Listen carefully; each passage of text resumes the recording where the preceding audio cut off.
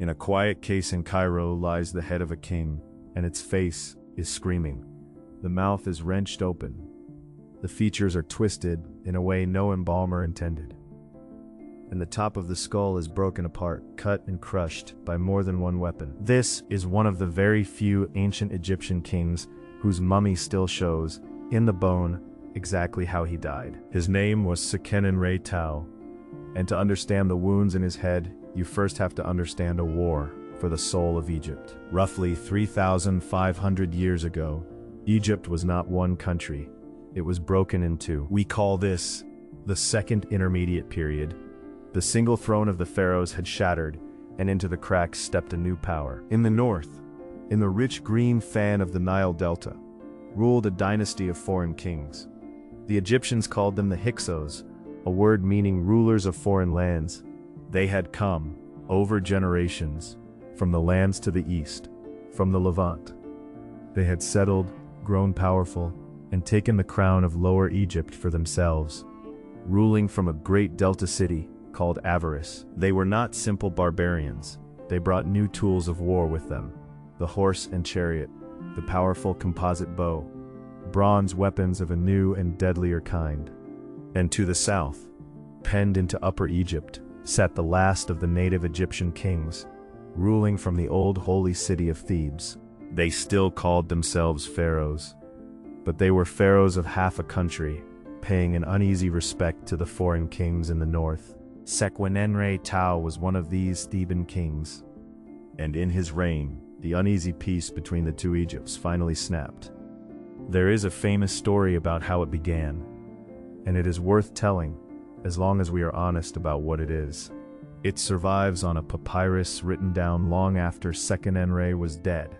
In it, the Hyksos king in the north sends a strange and insulting message to the Theban king in the south. He complains that the sacred hippopotamuses in a pool at Thebes, hundreds of miles away, are making so much noise that he cannot sleep, and he demands that Seqenenre do something about them. It is a taunt, of course, an impossible mocking demand designed to humiliate. But here we have to stop and be careful. That papyrus is not a war report. It is a piece of storytelling written down generations later, and it breaks off before it even finishes. It is literature, not evidence. What it captures is not the real trigger, but the memory of a grudge. The sense, held long afterward, that the two Egypts had come to despise each other. The real causes were the ordinary ones: land, trade, tribute, and the wounded pride of native kings who could not stand being second in their own country.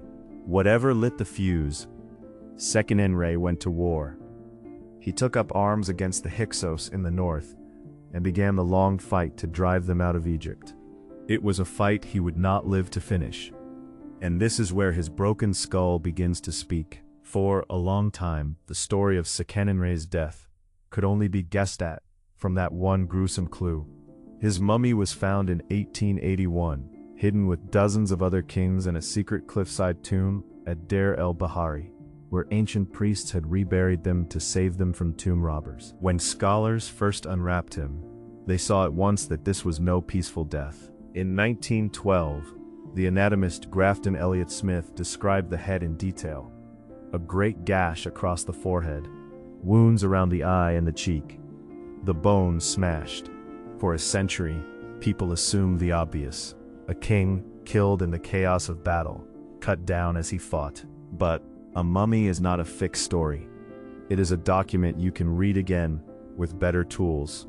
In 2021, two researchers, Sahar Saleem and Zahi Hawass, put Seqenenre through a modern medical scanner, a CT scan, building a three-dimensional map of every wound without disturbing the fragile body. And what they found rewrote the death scene. They counted several major wounds to the head and face, and crucially, the wounds did not all match. Different shapes, different angles, injuries consistent not with one weapon, but with several different kinds. An axe, a spear point, a dagger, the very tools the Hyksos were known to carry. Several weapons, striking from more than one direction, strongly suggest something. Not a single duel, more than one attacker. And then came the detail that turns the whole scene cold. The researchers argued, from the position of his arms and hands and the pattern of the blows, that Seqenenre may not have been able to defend himself at all. That his hands, they suggested, could have been bound. In their reading, this was not a king falling sword in hand on an open field. It was a captured king, held helpless, and executed by several enemies at once. Now, here we have to be honest about what this is. That he died violently from several combat weapons is written plainly in his bones.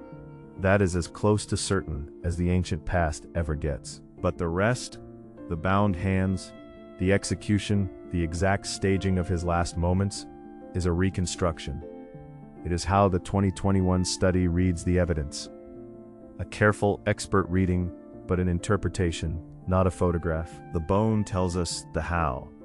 It cannot fully tell us the where or the exactly why, and a good story should never pretend otherwise. But the scan offered one more clue that fits the darker picture. Seqenenre's body was embalmed badly, hastily, poorly by the high standards of a royal burial, as if it had been prepared in a hurry, perhaps far from home, perhaps sometime after death, once the body had already begun to fail.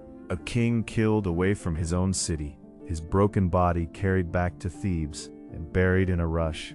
It is a picture that holds together. So the war had claimed the king who started it, but it had not claimed his cause. Because Seqenenre did not fight alone, and he did not fight for nothing. He left behind a family forged for exactly this. His wife, and by the custom of the age his sister, was a formidable queen named Ahotep. In the turmoil after his death, she appears to have held Thebes together and rallied its soldiers. She was later honored with golden flies, an Egyptian decoration for military valor. A queen awarded the medals of a soldier, and she had raised sons who would finish what their father began.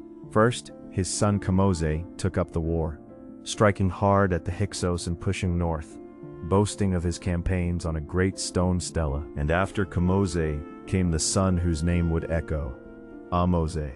Ahmose the first drove the Hyksos out of Egypt at last. He took their capital, Avaris. He chased them beyond the borders, and he reunited the two Egypts under a single crown for the first time in generations. In doing it, he founded a new line of kings, the 18th dynasty. The dynasty of the Golden Age, of Hatshepsut, of Thutmose the Conqueror, of the boy king Tutankhamun, of Ramesses to come. The new kingdom, the most glittering Egypt the world remembers. All of it stood on a foundation laid by a Theban king who never saw the victory, who died with his hands perhaps bound and his head broken open. In the first hard round of a fight, his children won, and that is why his screaming face still matters. Most kings leave us monuments that flatter them, polished statues, boastful inscriptions, the version of themselves they wanted us to keep. Seqenenre left us the truth instead. A real man who picked a fight far bigger than himself and paid for it with his life, and whose broken skull we can still read like a page. The polished statues tell us how kings wish to be seen. This one wound tells us what it actually cost. True stories, known or not.